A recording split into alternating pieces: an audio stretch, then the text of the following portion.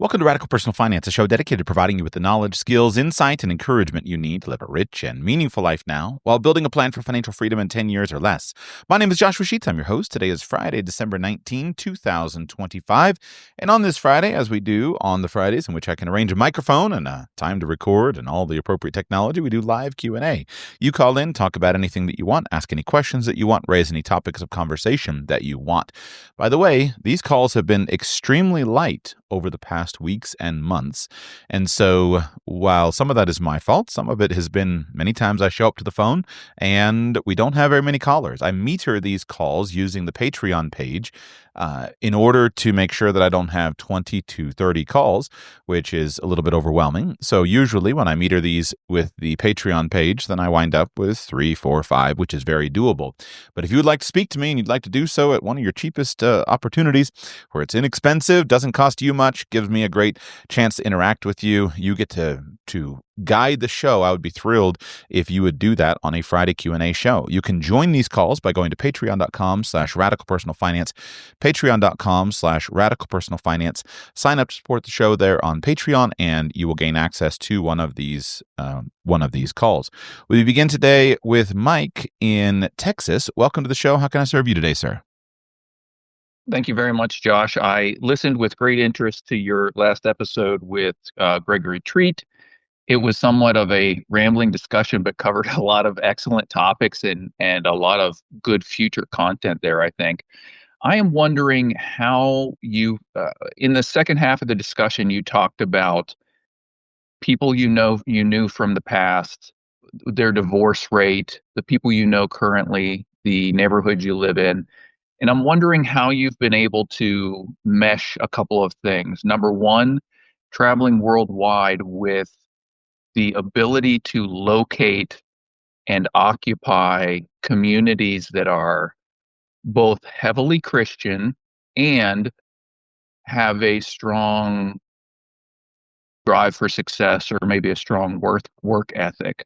I find that there's a lot of areas that I look to live in, and not always, but often those areas that have a strong Christian influence also have an influence of kind of I'm having a hard time putting into words, but maybe a good golly gee, whatever happens, happens.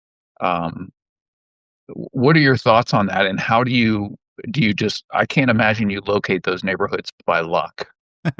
Well, I'm not sure that I've succeeded in locating them. So let's begin with that. I think the obvious critique that I would make of me if I were listening to my podcasts would be, Joshua, what are you doing? What's this whole traveling the world thing? And how does that align with questions regarding community and family? How can you go on and on about the value of family, and then you don't even live in the same town where your family is and things like that? So those are the questions that I would call myself out on. And if I were to respond to those questions, I would say, I don't know. I'm trying to figure that out. And I would point out, first of all, that I would not recommend the path that I have taken for most people. For better or for worse, there are some of us who seem I don't know what to say, called, driven, required, stupidly and committed to trying things out for ourselves to see what works and see what doesn't. And while I don't like that, meaning that I perceive it to be a mark of wisdom to listen to what other people say and to simply learn from the experiences of others, sometimes when you can't find other people that are like you kind of just figure, well, let me go out and try this stuff and see what works and what doesn't. And so that seems to have been something that is fairly common to my experience. And along the way, one of the things that I have experimented with has been this question of finding and or creating community. So let me share a few stories. First, I'm glad that I left my hometown, because when you grow up in an environment where you are deeply connected to other people, everything is automatic. I lived in one town for the first 35 years of my life and had nothing but good experiences. There was nothing negative. I had good experiences. And that kind of stability allowed me to build a strong network. I never lacked for anything. I never lacked for opportunity. And that stability in that community was extremely valuable. When I left my hometown in South Florida, then I kind of set out almost on a whim. And a lot of what I have done has been done on an educated whim. I haven't had a 10-year plan of this is exactly what I'm going to do. More, it's just been a matter of, well, here's what the next 6 to 12 months could look like, and I should go and do these things. And a lot of that has been enabled by building an online business. If I had never built an online business, then I never would have gone RVing. I never would have left the country. I never would have done those things. And so it just kind of seems like life. You go from one thing to the next thing, and I've planned about 6 to 12 months in advance and said, what can we do at each stage? And even bigger life decisions have often been driven by external constraints. There have been times when the most common thing in our life over the last decade has been having a baby. Well, we're having a baby, and so we need to be somewhere to have a baby. And so let's go, and where are we going to be? Because we need to be stable and steady during the time that the baby is coming. And then we've lost a baby. Okay, well, baby, we had a miscarriage, so therefore all of a sudden things are different, and we have now a different set of opportunities. And so the whims have been based upon the fact that I've been able to make an income from an internet connection, and then the other things in life just kind of come and go. And so that's not a normal experience, nor do I think it's a particularly good experience. And so I'm trying to talk down some of the things that I have talked about, because I would say many of them are not a very good experience.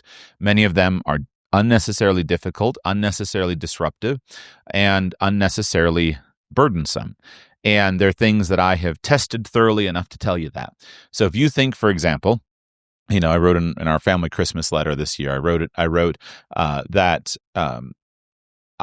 basically every time I was started to be able to build something, then I went and traveled some more. And so things like traveling are incredibly disruptive. And I have paid a very heavy price for the travel-oriented lifestyle. I've paid a very heavy price for the disruption. And were I fully informed as I am today, I'm not sure I would make the same decisions. I made a set of decisions at the time that seemed like the appropriate thing, but I wouldn't make those decisions afresh in exactly the same way at my more advanced age and my more advanced wisdom based upon that hard-won experience.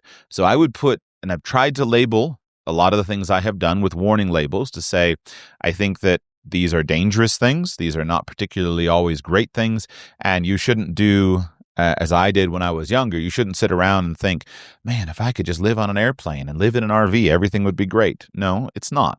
And that has been very humbling for me, as I've, again, have publicly stated, and I state here again. It's been very humbling for me to start a podcast called Radical Personal Finance. And as the years go by, and I have advocated for various radical ideas. And then as I have pursued those radical ideas, I have discovered the benefits of those ideas and the negatives of those ideas. And I have come to admire very much people who have different things, kind of the way that you come to admire something that you don't often have. It's very easy for a young man or a young woman who grows up in a stable family with stable parents who have taught those parents, taught those children, here's what you do, here's what you don't do. Somebody who has stable siblings, and it's very easy for that young man or woman to turn 18 or 21 and start to chafe against the rules of his or her parents and start to think, man, I read the Boxcar Children when I was a child. By the way, this is a true thing. When I was a child, I read the Boxcar Children, and I thought, wouldn't it be amazing to be an orphan? Because then I could just do whatever I wanted. I didn't have parents telling me what to do. Wouldn't it be amazing to go live in a boxcar in the woods? And this is common to children's literature. The basic structure for a good child's book seems to be get rid of all the adults and then have the children go and figure everything out. So I remember thinking and being jealous of the Boxcar Children when I was an orphan.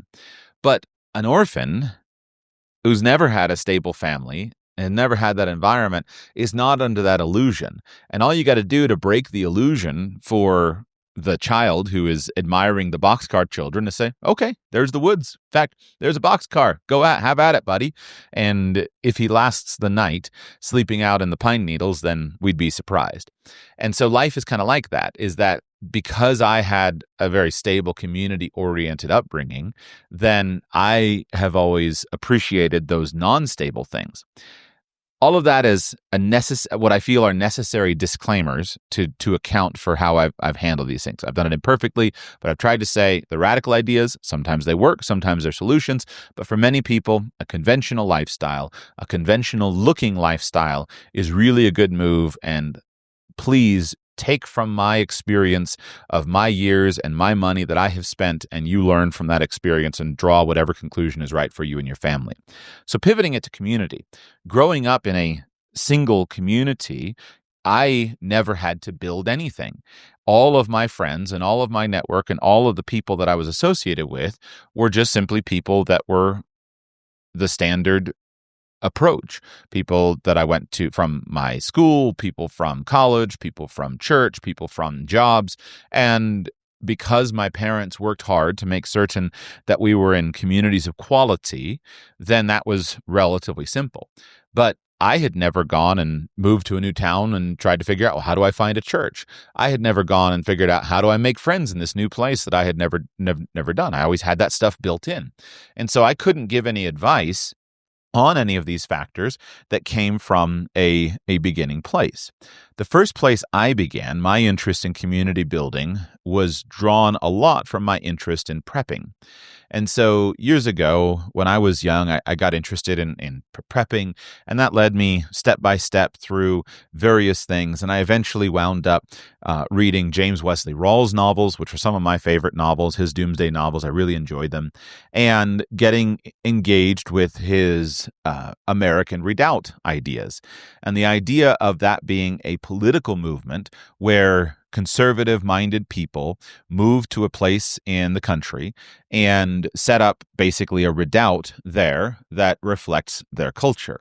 And so I got interested in that idea. Along the way, I read Boston Tea Party's Molon Labe, which was a variation of the Free State Project, basically a Wyoming Free State Project. I was interested because I was interested in libertarianism. I was interested in the New Hampshire Free State Project. And I was always interested in these ideas of relocation as basically an expression of practical political philosophy, especially a leave your neighbors alone type of political philosophy. And so and then also, I read the book Coming Apart by Charles Murray, which was influential on me to basically put in mind the balkanization that I had seen happen across the country and was expecting and still am expecting to continue to happen, where some places basically small people are dividing from one another and becoming more like the people that are around them and less like the people that are not around them. And on my RV trip in 2018, one of the things that I was interested to do was to go and check out that region of the United States, because it would seem to me that the people who would be likely to be my neighbors in that area would be the kind of people that would resonate with who I am. And when I went and checked it out, though, I discovered, you know what, this is a very much thinner than I thought it was otherwise. I pursued that pathway for quite a while until about 2020.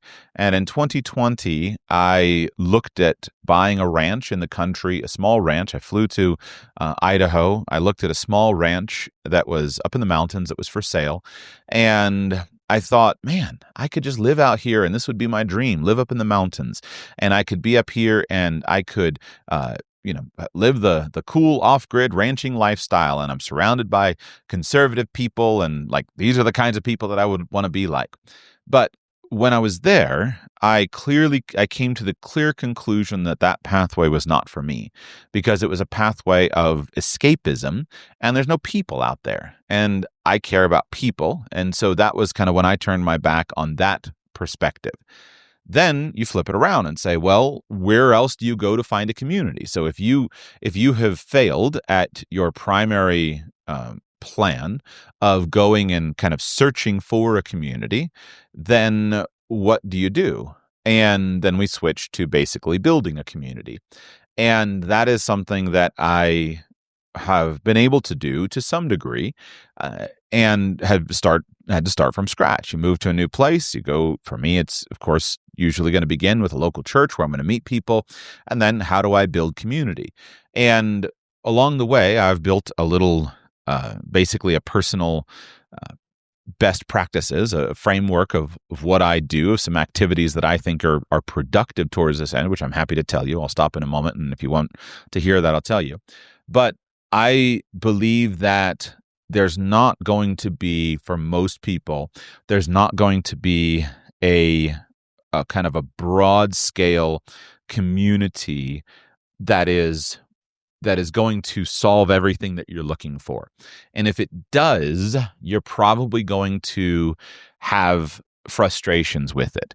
So I will tempt the gods with this comment and simply say that, for example, one of the things that has become quite annoying to me is that people who I would broadly align with from the perspective of what I believe is true, what I've not believed is true, communities that I would broadly agree with, have been so riven by specific political positions that I disagree with, that I find it difficult to feel the same sense of camaraderie that I once did with those communities.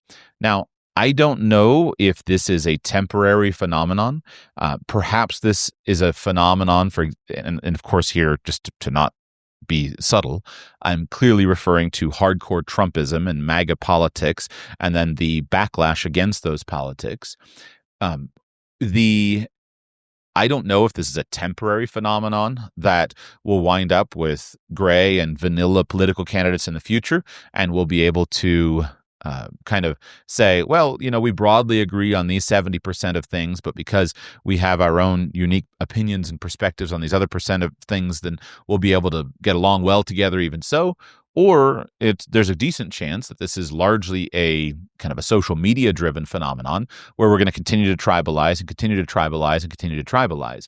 But I'm mystified when I watch people who agree with each other on 70%, 80% of their positions.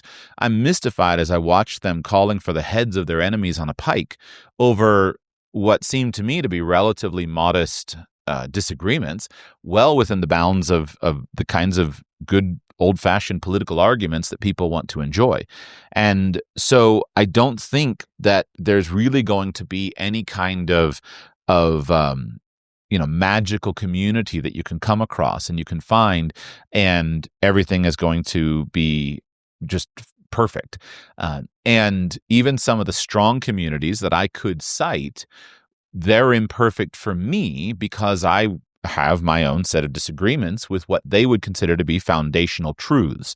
And in most of them, I would generally not want to get involved, because if I do not follow the given orthodoxy, the dogma of that particular group, then I'm going to be persona non grata in very quickly. So I think what we're going to wind up with this kind of pursuit is we're going to generally have a variety of communities that we draw from, rather than one specific community that is kind of the magical thing. I doubt that there's a town that you can move to where you're going to find everything you're looking for. And if there were, you'd probably mess it up. I'd probably mess it up. But what we can do is we can find like-minded people. And if we extend our time horizon out and say, here's what we're working towards over the next 20 years or over the next 50 years, then on different levels, there will be kind of like-minded people. And I think that there will be a different engagement with those communities based upon the specific goals of the community. And I know this is an extended soliloquy, but let me articulate this in the context of another thing that I think is extremely powerful. One of the political convictions that I have is that a significant portion of our disagreement over political issues is based upon meeting political issues on the wrong level. I don't enjoy being labeled with most political labels until or unless we first identify at what level we're discussing. A number of years ago, I thought about getting involved in politics. I'm a political junkie. And I thought, well, I'm never going to be president of the United States, nor do I really want the job. Probably not going to be a senator. So, what would it be like to be a state representative of some kind? What would that job be like? And I started imagining how I would campaign for a job as a mayor or as a state representative of some kind. And what I discovered was that I had no coherent political philosophy whatsoever to offer as a campaign platform. I could not come up with even the starting point of what I would argue for if I were a representative in the Florida House of Representatives. And that really shocked me because I thought, here I've been a political junkie for a long time, and I can't even come up with what my campaign platform would be. And I realized that the problem was that my mind had gotten completely overwhelmed with the concept of national politics. And so I could quickly lay out my national political affiliations, but those things seem dumb. What does it mean to be a Republican mayor or a Democratic mayor? We articulate those adjectives through a national politics lens. And of course, there's a party apparatus and yada, yada, yada. But on the whole, what does it actually mean?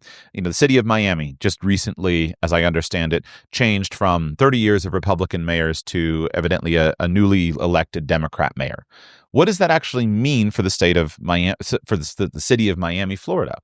I don't know, but I know it doesn't mean the same thing as for the national presidency to change from Republican to Democrat. Those are different things. And so I came across the statement. I don't know who to attribute it to, but the statement was basically something like, at the international level, I'm an anarchist.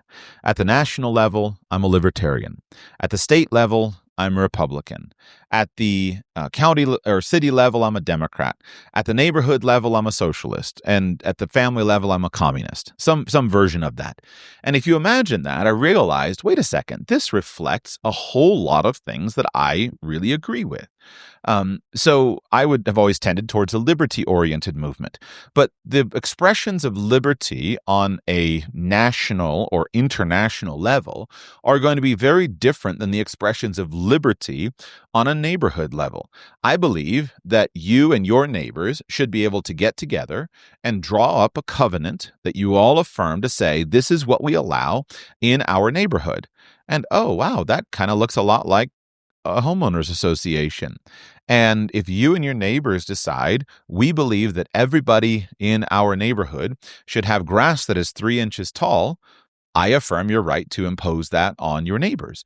And that's different than what I would affirm about the right for people who live in the upper northeast of the United States to impose on the people that live in the southwest of the United States. These are different regions with different things. And so if we come back to the concept of community, in my mind, there is an extrapolation of this. What are the types of communities that you would want to be involved in, and what is the level of your involvement in them? There are going to be some communities that are casual, and when you identify that this is a casual community, like neighborliness, right? You want to move into a neighborhood where there's just a general sense of neighborliness. That doesn't require you to take a doctrinal statement of belief. Take it to your neighbor's doors and say, do you affirm the finer points of this particular religious doctrine? It's just you're looking for general neighborliness and a sense of shared commitment to a safe neighborhood. You're looking for the basics. And if you're a Calvinist and he's an Arminian, you really don't care that much. You really just want him to look out the window, and if you see the children being attacked by a dog, to run out and beat the dog off. You're looking for other elements. On the other hand, if you're going to establish a church, and for you this particular Christian doctrine is extremely important, then you will want to be united in that. And so the aspect of community is not a stable thing that can be found. Rather, it's an organic structure that can be applied to different endeavors in life. And in some things, your expression of community will be general. And in others, if you're going to work every single day with a group of people towards a specific goal, you need to have a very strong degree of unity on those things. And so I have learned a lot and thought a lot about community based upon the lack of it and the need to build it. I don't spend much time anymore thinking about looking for community. I don't think that's a bad thing, but I don't expect to find it. I expect to build it. But in so building, I expect that community will have different expressions at different levels.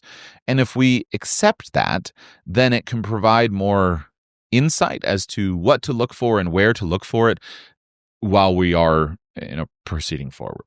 So I don't know if I answered the question or not, but those are my thoughts, Mike. What do you think? Well, that's great, Josh. I would say I generally endorse everything that you said there. I have been listening, I'm not sure how long, at least since 2019, and I can't remember how I originally found your show. I'm somewhere between 5 and 10 years older than you. And when I first started listening, many times I remember coming on and saying, this guy has crazy ideas. This is terrible. I'm going to continue listening and see what happens. And oftentimes I found that you seemed like you had a good experience, but maybe it was not as good as you thought.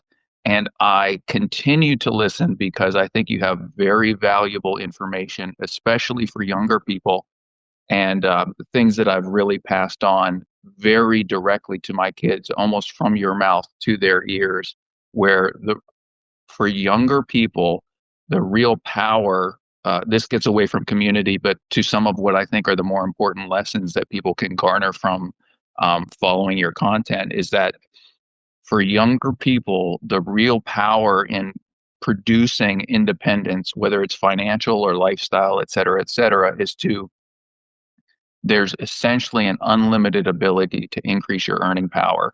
And when you can do that versus focusing on some of these radical lifestyles, taking nothing away from the name, that these are much more powerful tools for producing what the outcome that most people are looking for.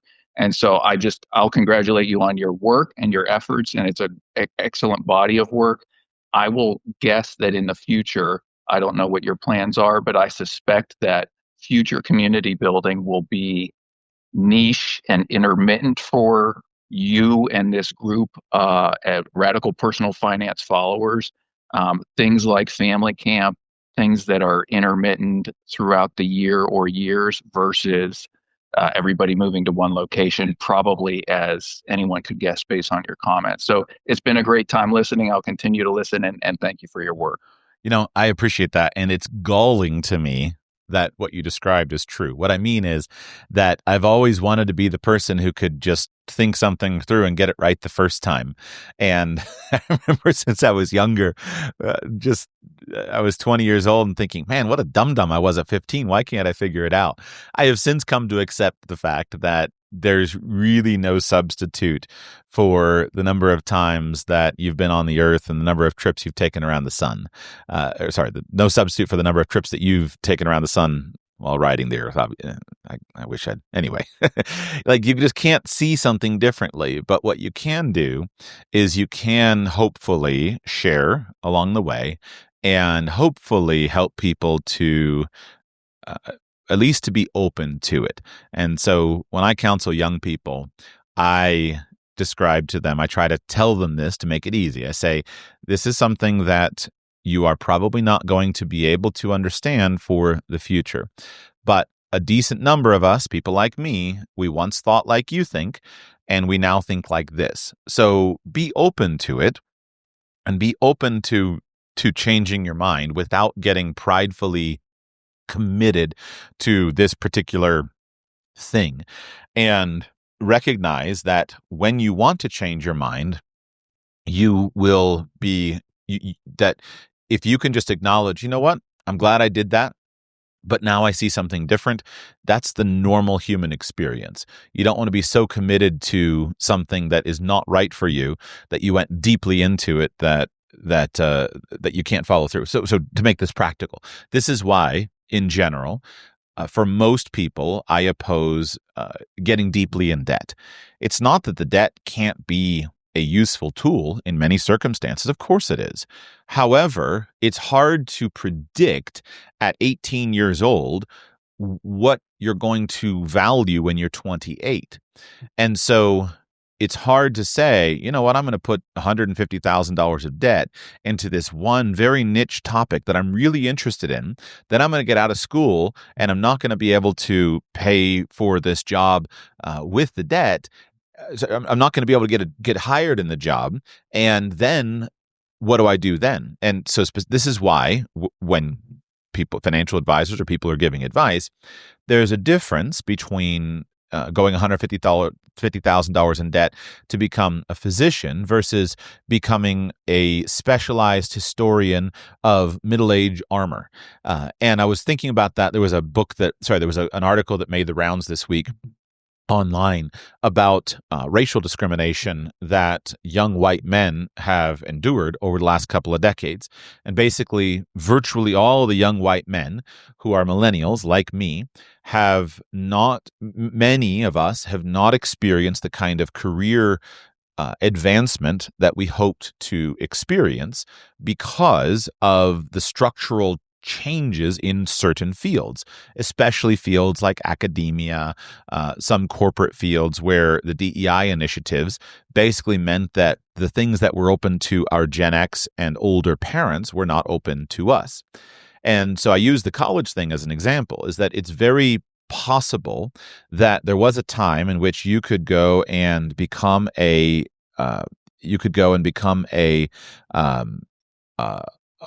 a historian of middle-age armor design, and that could lead you to a job in this very niche thing, working for a university as the world's foremost expert on middle-age armor design.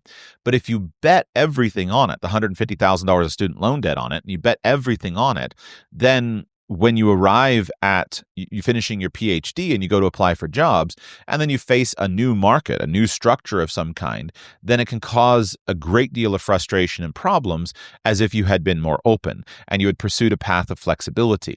But you have to listen to older people in order to recognize that, because older people are not trying to dump on your interest in middle-aged armor design. They're trying to say, you know what, as you pursue things, keep flexibility because life can change. And there's just no substitute for those the times that you have traveled around the sun. And what we can do is, if we can cultivate a sense of openness and honesty, which is what I've tried to do by example here at Radical Personal Finance, share my ideas and share the enthusiasm and passion that I have with you. And then when I discover an idea is not as great as I thought it was, to try to also articulate that, then I think that is good. But if you want to skip past, I would say there are a few basic human ideas. I don't have a perfect list, but there are a few basic human ideas that endure generation after generation after generation. And if you reflect on what hasn't changed for me in many years of being on a microphone, or whatever that is that you perceive, I could articulate them, but those are the things that are likely to be right for you, because these are things that have stood the test of time. And this relates to morals and virtues. Living a virtuous and honorable life is always in vogue. This relates to family of all expressions. Being part of a family is always in vogue. And this relates to a sense of purpose, to try to leave wherever you are better when you leave it than when you came into it. And that has different expressions, but if there are probably a few other basic things that we can add, but virtues, relationships, and purpose are always going to be common to all. Mike, was there anything else before I go on to the next caller? No, that's it. Thank you, Josh. Appreciate the question. It was a fun one. We go to Lauren in Illinois. Lauren, welcome. How can I serve you today? Hi, Joshua. Thank you for hosting this podcast. My pleasure. And Merry Christmas. And to you. Thank you. My question is also kind of a riff off of your conversation with Gregory Treat, albeit just a very small comment that you may be made while you're having the conversation. It was with regards to the current family structure, modern day, and just, I think you had made a comment about oftentimes you're seeing like women being this they're being run ragged, trying to build a whole new culture for their family. I think you gave the example of being crunchy or something like that, whether it be, just building a whole new way to operate and run their family. And I can see that. And I constantly am messaging doing that myself. And I also try and pull myself back. And I have to try to pull myself back in that effort. But one of the things that you're very passionate about and have inspired me to at least consider is homeschooling. And I think the same thing kind of goes for building up a homeschool structure within your family and your household. And so I kind of just wanted to get your perspective on that, because in my head, and I have no background on homeschooling outside of constantly hearing you talk about it, which I enjoy. And I have a few friends who have been homeschooled, but it's been pretty much a basic structure. And I think, as I consider it, I have a 1.5-year-old, so I have plenty of time before I figure out how we're going to school our kids. But it just seems like you kind of have to figure everything out. And that seems very cumbersome. And I know that coming from where I am, me being the one who's listening to your podcast and also just hearing things and gathering information and data and trying to figure out what is the best way to school our children, I know that the onus would be on me to kind of give out a proof of concept to make it work in my family and really to make the case for it. And so, but I struggle with the ease of, just putting a nice child in a very, very good public education or in a Christian school, or the alternative of homeschooling or homeschool co-op. I've also spoken with some people who were very pro homeschooling, but they didn't want to figure it out and do it all by themselves, and they just jumped into a homeschool co-op, which seems like a cool option, but also has some of its own drawbacks. So yeah, I don't know. I just wanted to hear your perspective after that comment and that perspective that you threw out in your conversation. Yeah. Well, I think so as I stated in that conversation about many women being run ragged, I think the same thing is absolutely true for men as well. Just last night, my family, we had a difficult day. Just last night, I was talking with my wife and just thinking, like, what needs to change? What are we doing that's working? What are we doing that's not working? I wouldn't like to admit it, but I think an honest assessment would say that in many ways I'm being run ragged right now and she's being run ragged. So it's easy to criticize and to make those observations. It's more challenging to then look at your own life and say, well, how can I fix these things? Are these structural or are these longer term? One distinction in line of the previous conversation with Mike, one thing that I have tried to do is I have tried, while advocating for and trying to promote some of the concepts of homeschooling and as some of their benefits, I've also tried to, whenever talking about it, quickly hasten to add that I don't think homeschooling is right for everyone, nor is it right at all times. And so this is a level of texture, this is a level of nuance that is difficult to communicate. As a professional communicator, I sweat constantly about this particular problem. I can add all kinds of words that I try to add to clarify, to add nuance and texture, and say something, and then I get an email from a listener that says, oh, Joshua, you said that everybody should do such and such, so I did, and I'm horrified that somebody would do the thing that was in that because I did not say that. But a lot of times in an abundance of words, those messages get lost. And so you kind of, as a communicator, you have a dilemma here, and there are two horns to it. The first horn is to walk away from nuance and perspective on an idea and go straight to here's what everybody should do and flat out refuse to countenance any discussion of nuance. And I think that doing so is when you do that, it's an extremely productive way to actually communicate. So from a financial perspective, this is what Dave Ramsey does, and he is world class at it. If you call Dave and you speak to him at any point in the last, I don't know, 2 decades, you will get basically the same answer from Dave basically every single time, 3 hours a day, 5 days a week, no question whatsoever. And what is amazing about this is he is incredibly effective as a communicator for a group of people that need effectiveness. But it's extremely off-putting for people who are looking for texture. And this is why I was a Ramsey listener for years and then walked away, because for me, I am engaged in the nuance. Well, the flip side of it, welcome to Radical Personal Finance, where we take an issue and we talk about all the nuance around it, is that we lose most of the people. And we can talk about something for an hour, and at the end of it, if I do my job poorly, you can be left with no more light than when you came in. And so what I tell you is, to begin with, recognize what I'm about to tell you is one of these issues. I don't believe everybody should homeschool, nor do I believe that nobody should homeschool.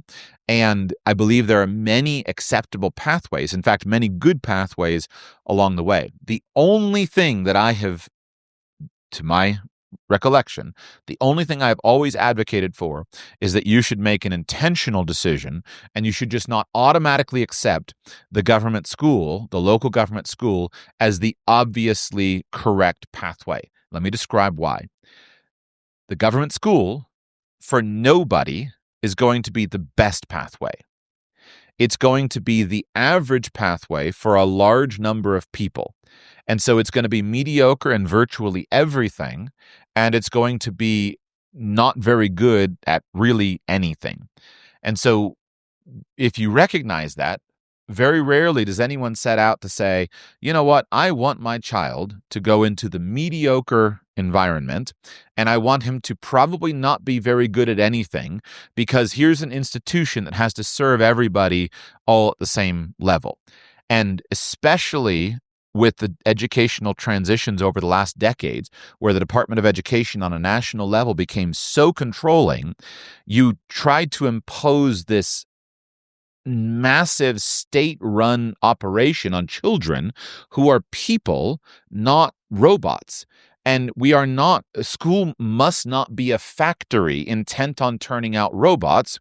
It must be a garden intent on helping people to develop to their ideal abilities, and that's going to be individualized.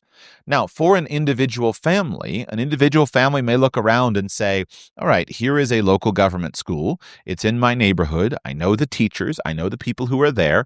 And I know that for our child, for our circumstance, I think we can get an okay education there, and we'll go ahead and supplement it with these other things that we do. But on the whole, most people are unaware of how horrific the actual outcomes are for most students. Most students come out of school hating school. Many students come out of school having been bullied. Many students come out having been abused.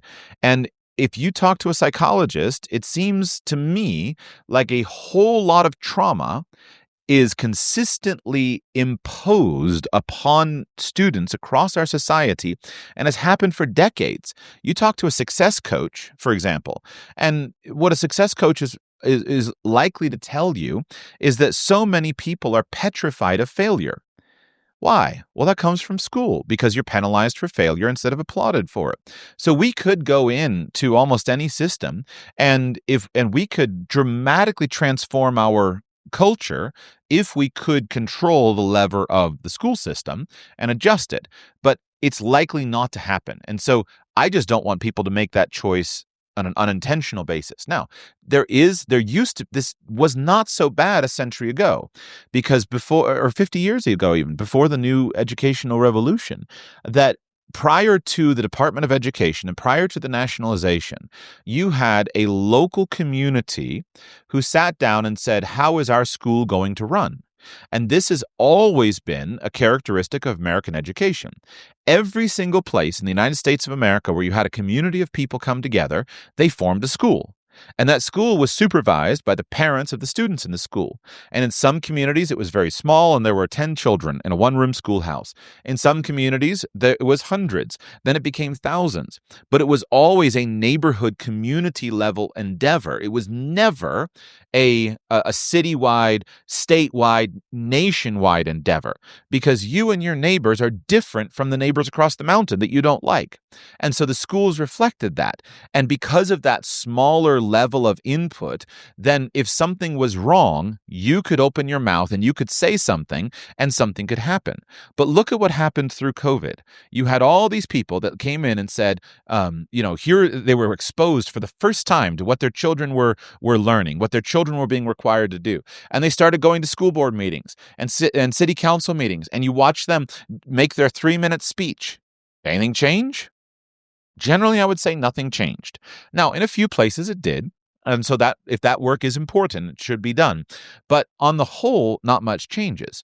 And so in my mind, there is a cancer at the core of the government school model. And the cancer is not that children shouldn't have tuition-free education. The cancer is not that you can't run a classroom with 30 students in it effectively to teach math. Of course you can. The cancer is that you have a nationwide system that was imposed on local communities, and there is no accountability to the actual parents of those communities. And all of the incentives, there is no functional incentive system to require change. Your school, local school, supervised, at least historically, over the last couple of decades, basically driven by the Department of Education on a national level. Your tax dollars are going to be confiscated from you for your local school district. It'll be laundered through the federal government and come back to your school so that your girl has a boy who now gets to see her naked at gym time, and you can't do anything about it. And so that whole concept is so evil and vicious, and the trauma that students experience is so bad that somebody's got to say, hey, we should consider something. Now, that you may be the exception. Saying that men are taller than women doesn't mean that there aren't a whole lot of women that are taller than men. And your neighborhood may have an amazing school run by an amazing principal. And because I know tons of people in that situation who are doing their best. But if we could adjust the structure and we could go back to school boards being run on a local basis, and there may be a neighborhood of 10,000 or 100,000 people, now we're at a level of governance that you can actually cause change in. But since that's not been the case for the last 50 years, I don't see how any insightful, thoughtful person can learn about how the system functions and not draw some of the conclusions that I draw. So what do you do? I don't know. So let's go to homeschooling now, and let's talk about what the good things are and the bad things about it. In homeschooling, depending on the style of homeschooling, you may wind up with a really great situation, and you might wind up with a really awful situation. Some children thrive in a homeschool environment like nothing else. Some children suffer in a homeschooling environment like nothing else. And so that's why I think a mom and a dad should sit down, should look at their child and say, what is the best for this child this year? So if you have a 1.5-year-old, I don't think you should spend any time thinking about what's right for your child at 15. I think you should say, what is the best plan for this year of this child's life, right? She's about to be 2 years old. What does our 2-year-old need?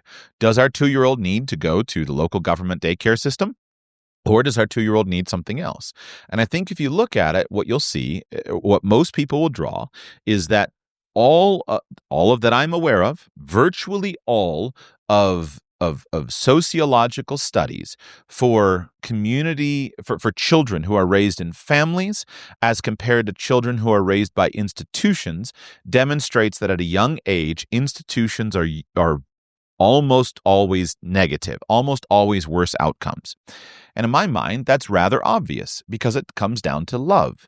If I have a child, I have an experience of love with this child that is psychological and is literally physical, especially for a mother. Her entire experience of life, her hormones for the rest of her life have been shaped by love for this particular child. And so we have this condition that makes that a mom and a dad are going to care about their children more than anyone else will. And if there's a fire and my children are at risk of dying and your children are right next to them, I'm going to do everything I can to get both of them out. But in that snap instant, that snap decision, I got to imagine that if I'm choosing whether to take your child out of the fire or my child out of the fire, I'm going to wind up choosing my child. And I think everyone's going to do that. And so if I create an institution and I come in and I've got to change your child's diapers and my child's diapers, I'm probably going to be more short-tempered and more annoyed with your child than I am with mine, just due to these family dynamics. And so we can look at governments that have said, we're going to institutionalize all children. And what we see is that they can create drones, but they don't get good sociological outcomes. And so if we can encourage families to take care of children, especially young children, then that can work really well. Now, what about learning to read? Well, my grandmother taught me to read much more than my mom did. And so when I was in first grade, my brother and I, who was a couple years older than I, every day we would ride our bicycles from my house to my grandmother's house, which is about a mile and a half away, and my grandmother did my homeschooling in the beginning. My grandmother is a certified teacher. My mother's a certified teacher. My sister is a certified teacher. I come from a family of teachers. And so it wasn't particularly troublesome for my retired grandmother to take over Joshua's first grade schooling and other person. Does that mean that my mother failed because she was not the one to teach me to read? My answer is no, of course not. It's silly. And so back to the conversation I was having with Greg, there are a lot of community functions like this that would seem to if you try to do everything, and that's what is a challenge in my family, is that basically because we don't have a great close by neighborhood community, we're doing everything. And so you can't cook gourmet meals and run various businesses from home and do world-class homeschooling and do any of that stuff and have it work well on all of those fronts. One of the things that has been important for homeschooling in our family is that I've done a lot of it, but that's also come with a cost. It's meant that I didn't go to conferences, I didn't travel, I didn't go speak. It's meant that I've been behind on business and all of that. Is that a right decision? I don't know, but that's the kind of decision that people will get into. And so what I am profoundly convinced of is that if Lauren and I, if you and I were neighbors, and you have a 6-year-old or an 8-year-old or a 10-year-old, I love education so much that I would be willing to bet that if you would send your children across the street every day to my house and your children were with my children and I were free to be the teacher for my children and your children every day, I think we would get better outcomes from an educational perspective because of my engagement with the subject than you would, and we would get no worse outcomes, in fact, many times better outcomes, because now your children would be in my household. And if you were super engaged with education and I sent my children over to your house, I think they would get better outcomes. And oh, by the way, we've just proven from first principles the benefits of specialization of labor and the reason that schools exist in the first place. So obviously, this is why schools exist. And this is why the majority of people, if they recognize those problems that I described of a government school system, and if they have money, they don't automatically always go to homeschooling. They usually will go to a great local school, and it'll usually be some form of private school, normally allied with their overall structure and philosophy. So they'll hear somebody give a presentation on Montessori education, and they'll say, this Montessori school is wonderful. Or they'll hear somebody talk about a Waldorf education, and it just so happens that the Waldorf school is closer, and they'll say, sounds good enough to me. Or they really care about a Christian education, and so they say, here's this wonderful Christian school right here to me. And I think that's great. But I think it also is going to happen differently at different times in life. And so when I was in high school, I went to a private Christian school, and I got so many benefits from that. And I don't think that I should have just been homeschooled. I think that homeschooling all the way through it can come with a set of downsides, especially for boys. I think that, and girls both, but boys a lot of times need someone other than their mother, especially when you get into teenage years. Boys need to be in an environment where they're roughed up and beat up by other boys. And that's hard if you were raising a single boy and he's 16 years old. How is he going to get those kinds of group dynamics? How is he going to get that kind of socialization? And so I think most people will go through a variety of things And if we had to say what's going to be right for most people, it's going to be that the local government school is mediocre at everything. And so it may be the only solution that you have if you have no money and you just got to do something and you can't do something at home.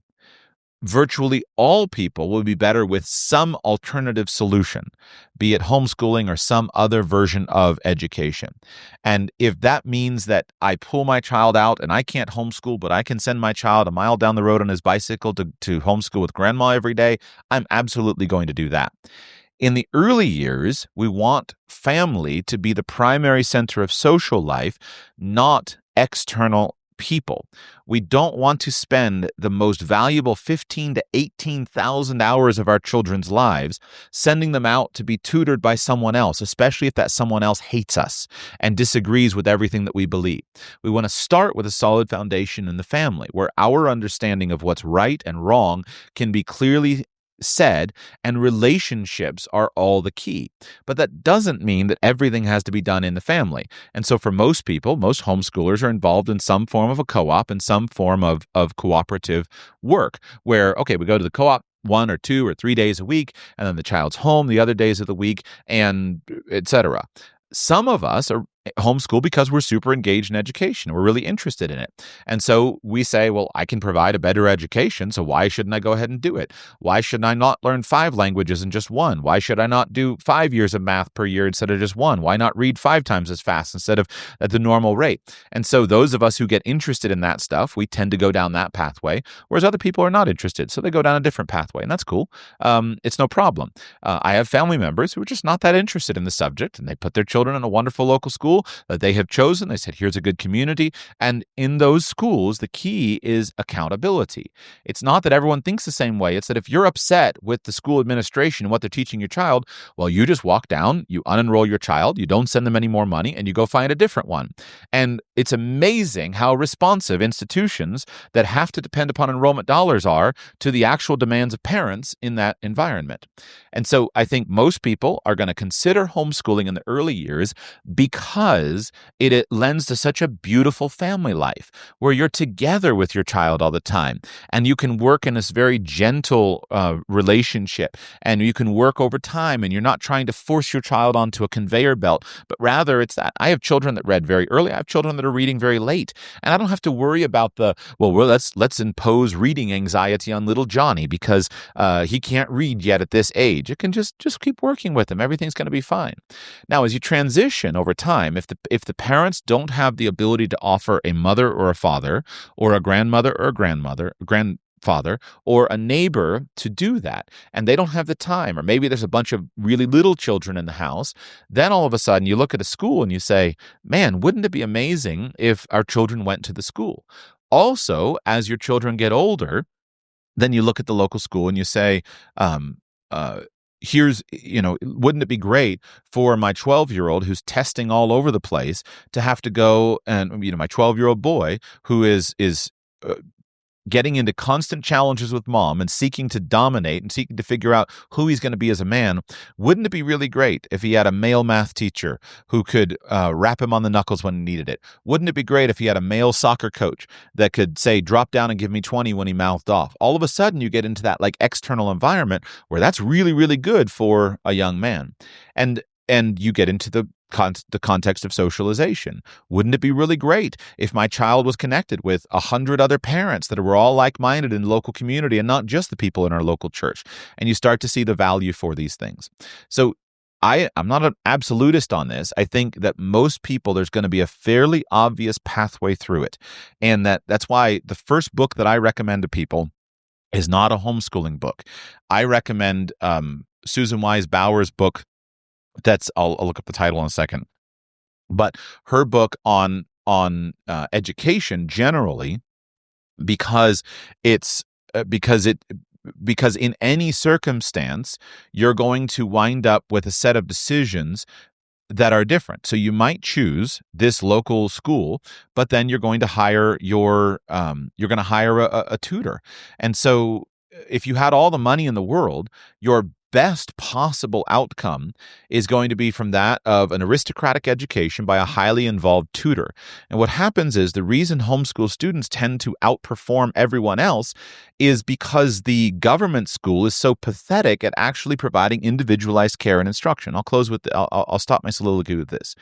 I was interested a number of years ago, and so I went to check out as best I could what are the actual performance of homeschooled children, and why is it that homeschooled children do so much better than other children academically.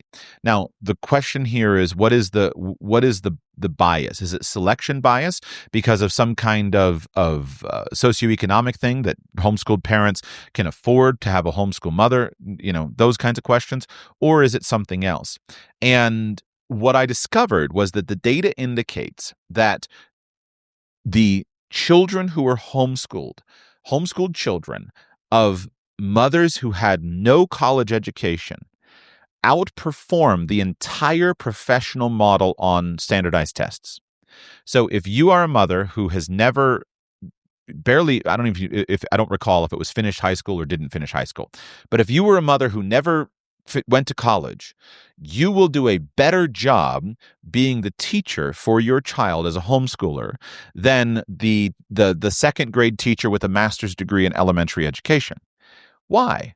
Well, to me, it's obvious. It's because of the individual connection.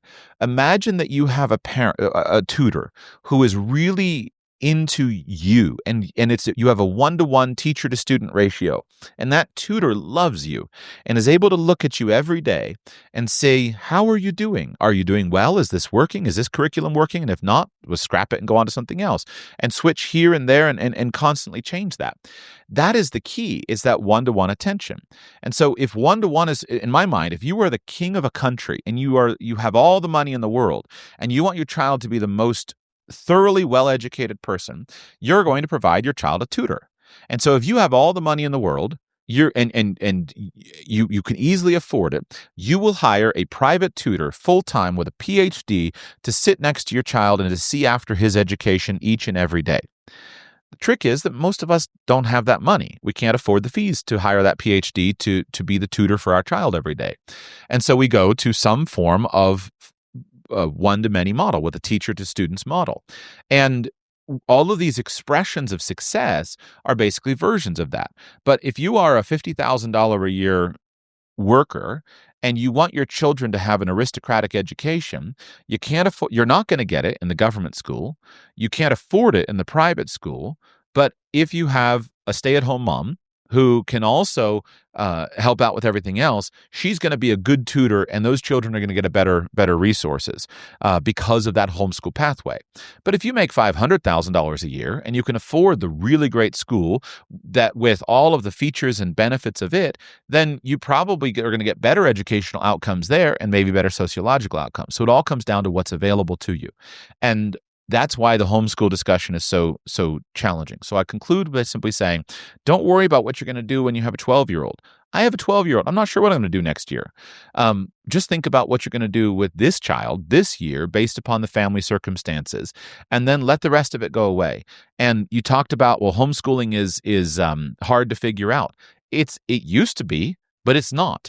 That's why there are many people who have solved that problem. I had a friend of mine who never thought she was going to homeschool. And but then something happened and she's like, we cannot have our child in this environment anymore. She had never been around homeschooling. She'd never been at all engaged with it whatsoever. So she called up a curriculum provider, actually a curriculum provider that I now work with that sells my Life of Fred stuff. And got on the phone and they shipped her a box of stuff and she started homeschooling. That's wildly different than me and my family. I'm the grandchild and the child. I was homeschooled when I was a child. Nobody in my family, I don't know anybody who just goes down and enrolls their children in the government school.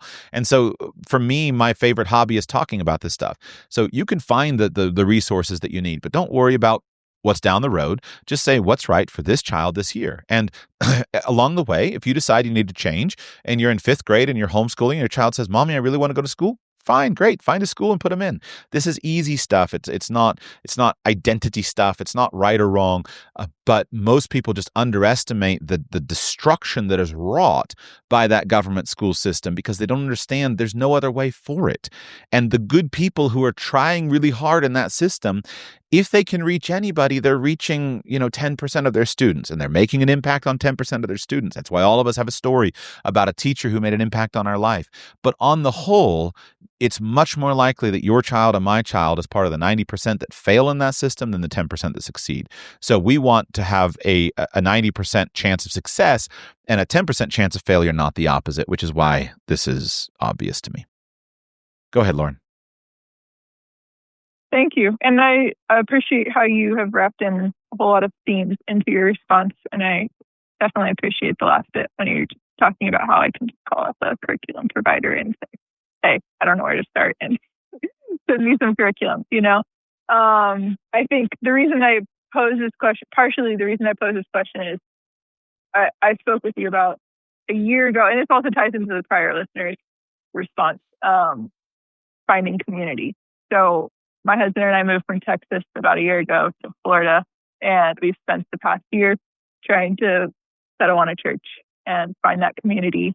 And we had that very centralized in Dallas. It was figured out.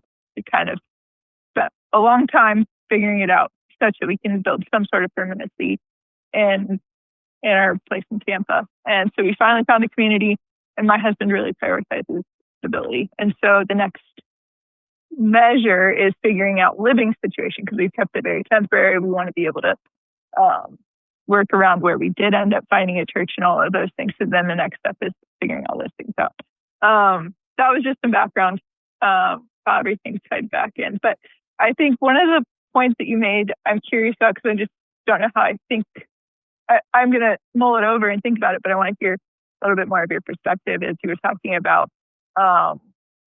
psychologists pointing out, or maybe therapists pointing out, the trauma that comes from public schools and the sense of fear of failure coming from a child's experience in public school. Can you expound on maybe how your family prioritizes opposing a fear of failure? Because I would say, from my own background, I do struggle with the fear of failure, but it's primarily driven from my own family's approach rather than my educational background, which was mostly public school, but I also did do some private school growing up. But anyway, I just wanted to hear how your family works on that. I would say a starting point is we don't do grades. And it's a very simple thing, but it's an example. I think there's a lot of other things, but let's just use grades as an example.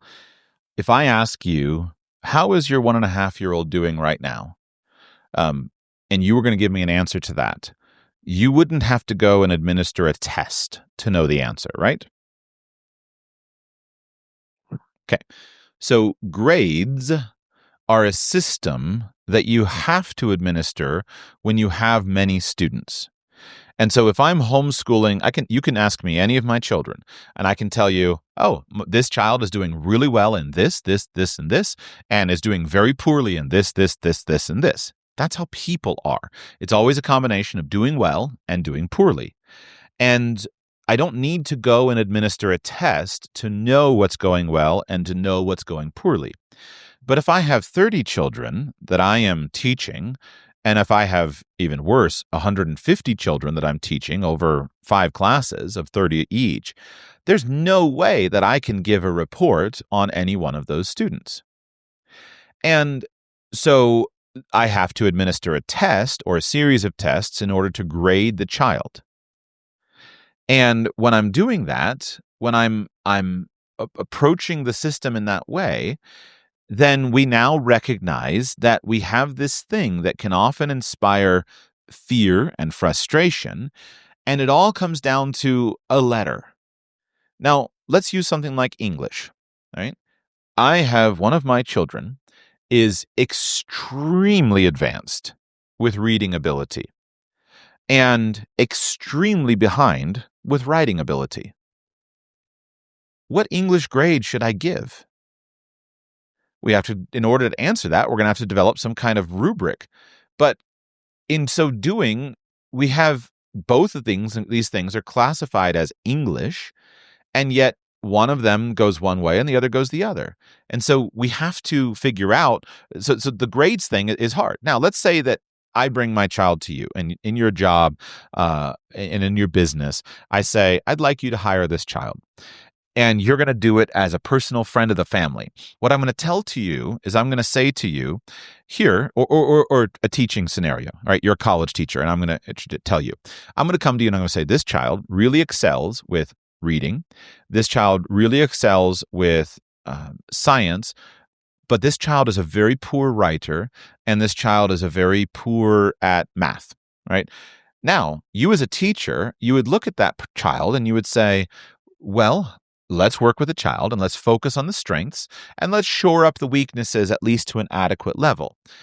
And what we know is that the people who go far in life generally go far by leaning into their strengths, not by trying to do the things that they're bad at.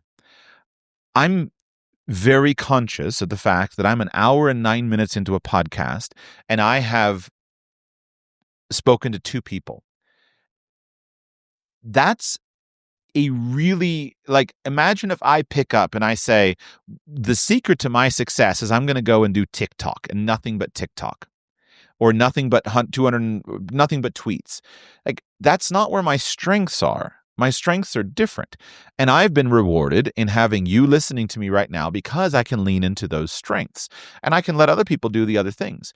If I go and I work in an environment where I am not skilled at that thing, it's constantly frustrating. And so we often do this to children. We tell them, well, you're really bad at math. And in reality, they weren't interested at math. And the teacher couldn't, even if she would have loved to, but she could never sit down and figure out how to engage this person in interest. So the point of this is to say that things like grades on the whole are necessary when working with a group, but they are damaging to some people in that environment. So for young children, I don't see any point in grades. That's different than testing. So I believe in testing because testing is a useful learning environment, and I'm a big proponent of standardized testing. A lot of homeschoolers aren't. I love standardized testing. I think it's really valuable, but it's the meaning that we place on that and the impact that we place on it. So that's just, one example of many to say that the whole system, when you have a system that is designed by a top-down bureaucrat who says, I have to produce little drone humans, you cannot allow for individuality nor for change. You're necessarily trying to bring everyone to the middle. And if you are straight up the middle, or I did well in school. I didn't experience a lot of trauma in school. School is easy for me. But I've known a lot of people who, just like on a factory liner, if you're too far out of the middle, then we just toss you aside and into the reject pile. And there's a whole lot of people who were tossed aside and in the reject pile of life because they didn't fit the mold, because they were later or earlier than other people, or they were bigger or smaller than other people, or they were oddly shaped due to their interest and personality. And since what I care about as a parent is not trying to not trying to make everyone fit through the mold, but rather how do I make this individual child succeed, then my mindset needs to be, God gave this child to me so that I can help him to flourish in who he is and who God made him. Not, God gave this child to me so that I can whack him into a perfectly square format like every other child. And you watch people go through their lives unable to dress how they want to dress because, well, how is so-and-so going to judge me for this? And you watch people go through their lives not being confident in the things that they do because they're thinking about other people. And most children don't have these hang-ups. The children, they don't. My final example, right? We sing Christmas songs at Christmas time. And I've been interested in a question for years. People talk about the fear of public speaking being the most common fear that people have, even more common than fear of death. And I've often wondered, why is that? Is that a common thing or is it not? And I had to overcome my fear of public speaking. I still am fearful of public speaking, but I've learned how to turn it into adrenaline and energy to perform rather than fear. And most people have to overcome this fear. But I've wondered, is that a natural fear of a child, or is that a created fear by a system? I don't know the answer to that. But this year, as we have done Christmas songs, we get together as a family many nights and we sing Christmas songs. I happen to bring out my PA system that I have, and I got the microphone. And my children love to get the microphone and sing on the microphone. And my kind of evil plan is to say, well, if I give them the microphone, then maybe they won't have this crushing fear that I had about soloing on a microphone. It's no big deal. Singing is fun. We should enjoy singing, and singing at the microphone is fun. And they want to do that. Now, I think most children, regardless of the context, would also want that, because it's fun to be loud. It's fun to be on a microphone. They think it's fun. But imagine that here's this fear that for whatever reason, the system produces people who, if you say to them, here, sing a song for us, instead of saying, absolutely, I'll sing, let's do this song, that people shrink back and don't want to stand up and sing the microphone. And imagine if it were as simple to solve that as simply growing up in a world in which you were encouraged to sing on a microphone and nobody sat around and said, well, that was terrible. And you weren't comparing yourself constantly to other people, but you were in a very loving environment where your family member, you were just taking turns and everybody sings on the microphone. This is a metaphor to say, I think this is how a lot of things are. And that in families, the reason why homeschooling can be so powerful is in families, we don't have those negative social dynamics. I don't sit there and beat my child up because he can't decode the difference between D and B yet. I just figure, keep practicing. It's important that you do D and B. Keep practicing. It doesn't matter whether you master this at 5 or at 10. What matters is that we keep on going till you master it. And the examples that we could cite to this are legion, and hopefully those specific examples just help you to see an idea that there are things that you can do if you're a craftsman, and if you're a craftsman who's individually painting every picture or carving beautiful wooden carvings, you can a craftsman who's taking a piece of wood, and this is my last example to try to illustrate it. If you're a craftsman who's taking a piece of wood and your goal is to carve a mermaid out of the piece of wood, the first thing that the craftsman does is pick up the piece of wood and study it.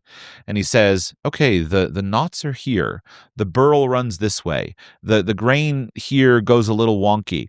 The tree went through a drought, and so it looks a little harder over there, and the softwood is there. And so the craftsman studies that piece of wood and tries to see the mermaid and say, how do I draw the mermaid out of the piece of wood? Which means that this particular carving of the mermaid is going to have a skinny tail as compared to the previous one that had a wide flat tail, because the wood that the craftsman is working with is different than the previous piece of wood. Now, if you're running a mermaid factory, then what you're going to do is you're going to go out and you're going to buy a whole bunch of pine cuts, just pine boards, and you're going to slide them through, and you're going to plane them down, and every one is going to be first have all of its edges and interest cut off, and they're going to be manufactured to be perfectly square so that every single one is exactly the same.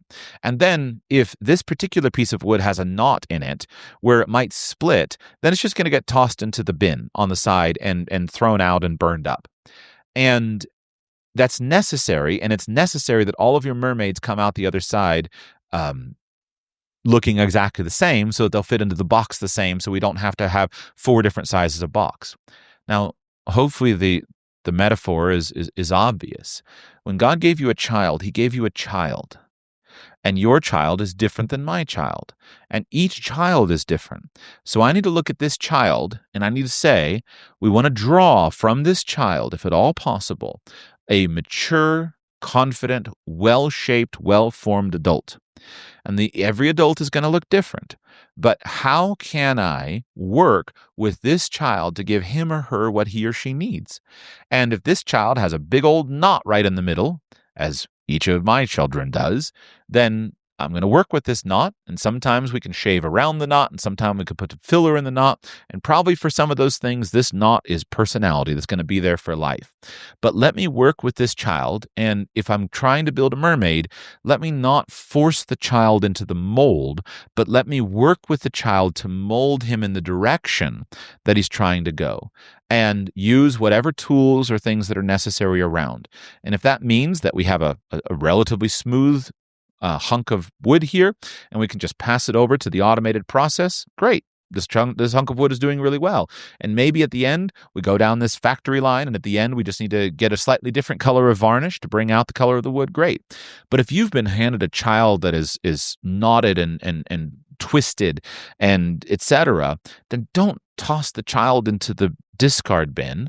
Work with the child to try to help that child to be the most beautiful version of a human being that God has planned, because that's our responsibility as parents.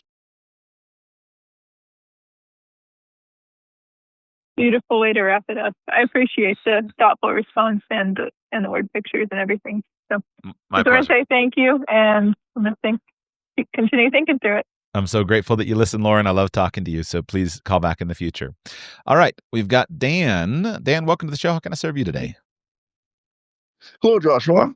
My question for you today is, what does it mean to be a man or a father in the modern day? And then kind of the subset of that is, under what circumstances would you be the primary caregiver or homemaker or teacher in a homeschooling environment? Can you give me something easy? Come on. Wow, what a profound question. The first question is one of those questions that seems beautifully simple and yet is so profound that I don't know that I can do it any justice, because I think about it constantly, and I there's so many perceptions of this and discussions of it that I think learning what it means to be a man and a father is a lifelong endeavor. I'm still working on my manliness. I'm still working on my fatherliness. Literally this morning, reading a book to my children called Man of Valor, and trying to continue to shape myself. So what I would say is, the thing that occurs to me to answer the first question is simply to say that I think a primary component of what it means to be a man and a father is to be a leader, in that it's not optional. If it's to be, it's up to me. And I believe that the primary responsibility of a father is that he is the leader of his home, he is the leader of his family, and that he is the one who ultimately is held accountable for all of the results that the family is getting. There has to be responsibility placed somewhere. The buck has to stop somewhere. And in a family, the buck always stops with the father. He is ultimately the one who is responsible in all things and will be held accountable for all things. But leadership does not mean that he has to do all things. It means that he is responsible for all things. And by the way, that word responsibility does not mean that he is, what's the other word? That he has done all things. And so if, I don't recall, actually I do. So an example, right? My wife, last year, I don't know, some time ago, she scratched the car on a better example, two examples with a car, right? Last year, my son shot an arrow into the back of my car and broke the glass. Okay. I had told them to shoot their bows and arrows away from the car. He disobeyed me, and he shot the arrow into the back of the car and broke the glass. And it just so turned out that it was a very expensive piece of glass, and it was a real hassle for me to fix. So who is responsible for that? Well, I am responsible for that, right? I am responsible for the broken glass. I am responsible to fix the broken glass to get the car back in order. And if we recognize that I am responsible, we see what a father's duty is. I was the one who gave him his bow and arrow. If I had not given him his bow and arrow, we would not have had a broken glass in that way. So I am responsible for it because I gave it to him. I'm responsible for it because I did not follow through on the direction that he was shooting the arrow. I could have engaged in more training. I could have moved him in a different place. I could have set up a different archery range. I could have taught my children more about, hey, when you shoot an arrow at a hard tree and you miss it, it's going to ricochet and it might run into the glass. I could have done a lot of things. I could have been there to watch him, and I could have foreseen what had happened. And there are dozens of things that I could have done that would have resulted in the glass not being broken. So even though I was not the one who shot the arrow, and thus I'm not the one who is guilty of the broken window, I am the one who is responsible for the broken window. Just like how the CEO of any organization is always held responsible for what happens in his organization. And so we relieve the general of his duty and we court-martial him if one of his men has done something wrong, because he should have seen what could have been done differently, should have done it. We hold the CEO of the company responsible for what his mid-level managers do, because he has been derelict in his duty and he is responsible. And so as a father, I am responsible for everything that happens in my family, even if I didn't do it. The same thing applies not only, and I'm the one who has to pay for it. Now, after I pay for the broken window and after I fix it, then I come back and I'm brought right back to training and I say, all right, child, here's what needs to be done. And then, of course, in that situation, what consequences and penalties are appropriate for this child at this point in time. So when I broke my dad's things, or when I stole when I was a boy and did those things, my dad is responsible for that. And ultimately, he will cover everything, but I need some skin in the game as well. So the same thing, of course, with my wife. And so I am responsible for everything related to my home, for everything that happens. My wife had a difficult day yesterday. I can look at her and I can say, get frustrated with her and say, why can't she do this? And why can't she do that? And I already told her the answer to this solution. That's not a good solution. I am responsible. So I am responsible to see to it that she has the resources that she needs, that she has provided, because ultimately you are to judge me, and you should judge me based upon how well my wife and my children are doing. And so if my children are doing well, then you should give me credit for that. If my children are doing poorly, you should hold me accountable for that, because I can't fake it. And all of my weaknesses as a man are exposed in how my wife and my children are doing. So that's, to me, what it means to be a man, is that I am responsible. The elements of responsibility, when you are responsible for something, it comes with power and it comes with duty. So I have power over my wife and children, and I have duty to them. Responsibility always comes with those two things. So that's my answer right now, extemporaneously. How would a father know what the way that you said the question was something like, when would you step in? Something like that. Is that how you said it? Yeah, that's correct. Okay. So based upon that responsibility, I would say that a father's responsibility to his children is to ensure that their needs are being met. I believe that I, as a father, have a responsibility to make sure that my children are well educated. Now, well-educated means different things in different places, in different cultures, and different times. If I am a logger and it's 1750, being well-educated probably means teaching my son how to fell a tree safely and well so that he can provide for his family. That's what it means. In our modern age, where academic knowledge is so important, then I am responsible to make certain that my children are well educated from an academic perspective. There's a broad range of acceptable outcomes here. And those outcomes are not absolute moral duties, that, giving your child a high school degree is not an absolute moral duty. But it is, in our culture and in our day, it is a pretty important kind of baseline. If we reflect on the fact that this is important, I need to do that. But I believe that you could be a good father who has a son who is well educated morally, who does not have a high school degree. Let's say that you have a child who is a good son. He's an upright citizen. He's a member of the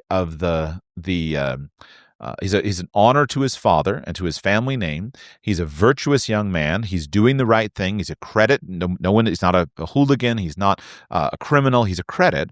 And let's say that he develops an independent source of income. At 14 years old, he's able to build a business, and at 16 years old, he has clients, and he just never.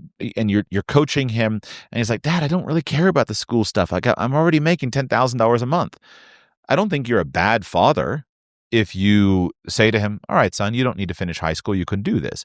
But I think that in the cultural context that you are in, you should try to define success based upon things that are culturally acceptable. Unless the culture is wrong, you should try to define success in ways that are culturally acceptable, because these cultural standards and norms come from what your neighbors think is important, and violating them might be negative towards your neighbors. Now, your ultimate duty, however, is towards your child. And so the question is this child doing well? So as I described in the previous call, if you see that your child is at school and is being bullied, now, by the way, what I'm about to say is going to be offensive. I think it should be offensive. I hear sometimes stories of parents whose child has committed suicide due to school bullying. I don't think they're as often as we think they are, but they are often there. I hold the parents responsible for that outcome. You as a father, if you know that your child is being bullied, you have a responsibility to deal with it. That might mean, in some cases, giving your child a pair of brass knuckles and teaching him how to fight. It might mean, in other cases, withdrawing your child from that toxic situation and homeschooling. I don't know, but I do know that you are responsible for that. And if your child commits suicide because of school bullying, then you are going to have that on your conscience for the rest of your life. And so what we're looking for is we're looking to see how can we do what's best for this child. So when should a father do things like homeschool his children? I've thought about this with regard to myself. I've asked myself this question many times over the years. What is my connection with things like homeschooling? The answer is, I think in most cases it will probably not be the father's responsibility to homeschool, but it might be, depending on the level of convictions. So the responsibility is to see that your child is well educated, but that doesn't mean you have to do it. Your wife might do it, your mother might do it, the school might do it, the local government school might do it. And if you observe that we're getting good outcomes, this child is doing well, he's thriving, he's on the football team, he's doing really well, he's got good teachers, the moral environment is satisfactory, it's not polluted, it's appropriate, then using the local school, the local neighborhood school or whatever it is perfectly fine. I happen to feel that that's difficult to do. And I happen to think that it's relatively easy to have a different experience. And so for me, since I have a higher level of appreciation of home education, I would probably, if I were a truck driver, I would probably have my son in the truck with me, at least much of the time. If I had a job where I was working from 8 to 5, I would probably be doing school from 7 to 10 every night and then arranging something else because I have a higher level of conviction. But I would not impose that on you, nor would I say that it is your moral duty to do those things. Just that I think, man, if the child can have a job during the day and can do the school in a few hours at night when I'm there to help him with it, or if I can find a neighbor who can take care of him, he can get better results. If I can't find a good school for him or I can afford a good school, I would say that is a better thing. But that's a personal conviction, not one I would put on you. So in my mind, I'm not comfortable saying what I would not want to. I believe there's the moral duty that you are responsible for your family and responsible to get the best outcome. And you can use the tools that are there, the people that are in your life to get that outcome. But I would not take that to the level of any specific decision. I would say that those decisions are decisions of personal conviction based upon your experiences, based upon what's working, what's not working through the nature of relationship. Okay. Maybe I'll try asking it in a. You mentioned before you've taken on some of the homeschooling duties. How has that adjustment been to being a teacher, or if there's any other of those um, gender roles that you've swapped? How is it, or maybe not swapped, but at least taken on um, some portion of them? How has it been doing those tasks that you might not be used to doing or might not be biologically wired to do? Yeah, I think the concept of gender roles with a lot of things is not anything that is absolute. I do and have done quite a lot of cooking in my family. I don't see cooking as women's work or cooking as men's work. I grew up with my mom teaching me to clean a house. I can clean a bathroom with the best of them, and I don't feel like somehow I'm emasculated when I clean a bathroom. I have washed a lot of dishes. I believe that washing dishes is a great and noble thing, and I make certain that my sons and my daughters wash a lot of dishes. And so I think that these these like stereotypes are often unhelpful rather than helpful. What I what they often are is a resistance to authority. And so the statement that I made, that a father is the authority in his family, that he has power, that is a statement that for many people is very offensive. And that is the statement that has often been deprecated, not taken to. And this is bad in many places.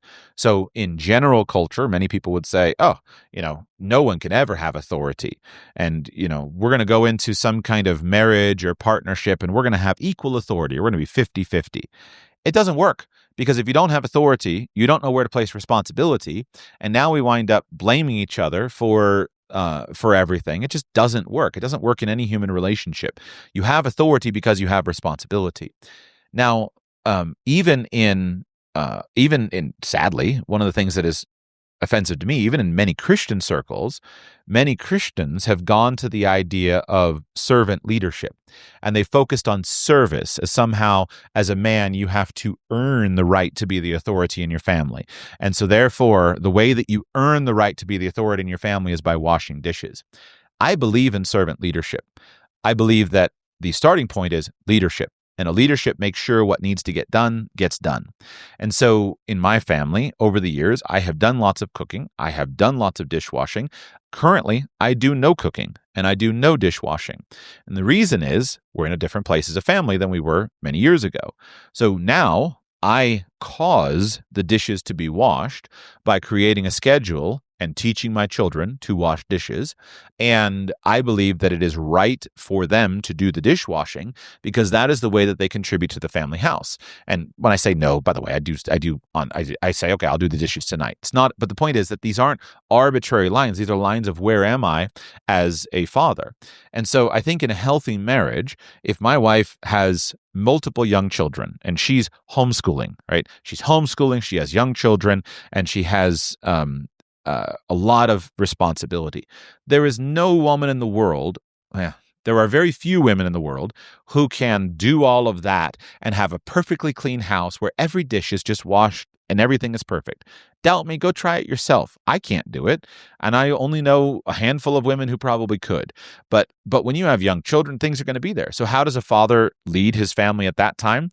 Well, you have a couple of choices. Number one is you hire help, or you find help, or you do it. And so you do it. And so I would much rather be the one cleaning the floors, cleaning the bathroom, washing the dishes, and doing all of that, rather than my wife having to do that and nurse the baby and teach the child to read, etc. Now flip it around. Let's say that the children are off. Let's say that I'm out earning an income, and I'm working all day, and I go to a job, and the children are off at school all day. And my wife is not responsible for bringing in money, and she's not taking care of the children. If I came home at 6:00 and there was no dinner ready, or the house was a mess, and she was sitting around watching TV, I would feel frustrated with that. And I would have to see that that is changed, because that would feel like a violation of duty. I have a duty to her, and she has a duty to me. And just like when she has a baby or she is homeschooling, then my duty is to the family, and I need to make sure that I wash the dishes and do the laundry. If she's just hanging out all day and doing nothing and I'm out at a job, then that's a violation of the duty, and we would have to work through that. Similarly, on the other hand, though, just, let's say that my wife has an accident or gets sick and she's disabled and she can't get out of her bed and she's in a sick bed.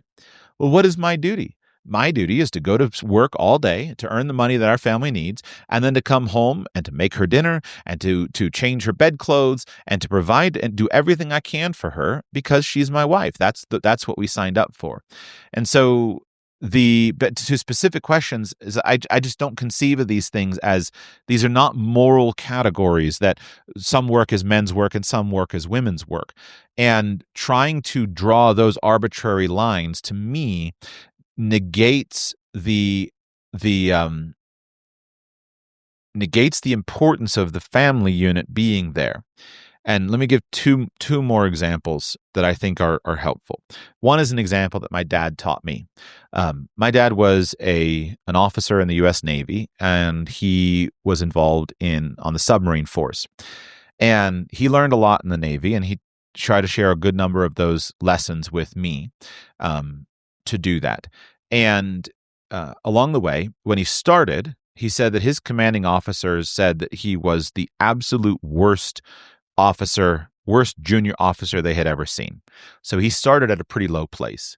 When he left the Navy, his commanding officers gave him commendations of being one of the best officers that they had ever seen. And so along the years, I've appreciated his stories of teaching me some of the lessons as to what that was. And he described an example with me where he was, as a junior officer, it was his job to get the boat ready for a cruise. And so at that time, and still today, the submarine would come into port and you had to get it ready and get ready to go. And you've been given your orders. You're going to set sail on this date and you're going to be gone for 6 months and the boat has to be ready. And the key thing is that the officer is going to be held accountable for the boat being ready. But my father, as the officer, he is not competent to do the work. And so maybe they're working on the engine and they're doing an engine overhaul. The work has to be done. And so he described on an occasion to me where the captain said, tomorrow morning or Monday morning, whatever, we will be ready to sail. And the problem is that Mr. Sheets can't do the work. But what Mr. Sheets is responsible for is the work gets done. And so what that meant is that he was down in the engine room with the mechanic all night long with no breaks, being there to encourage him because the mechanic is doing the work and the officer is there next to him to encourage him. Now, to my mind, that's an example of leadership, that the leader is responsible for the outcomes. And so sometimes I can't do anything to help my wife. I can't nurse the baby, but I can be there to make sure that her needs are met, and I can give her encouragement, and I can be there to help with her. And I don't get to just say to her, well, you go fix the engine and I'm going to go to bed. Right? That's not what leadership is. Similarly, however, another aspect of leadership is when you try to get down into it. And this is the mistake that I have made many times. I'm very comfortable washing dishes, but I, in some cases, should not have washed dishes.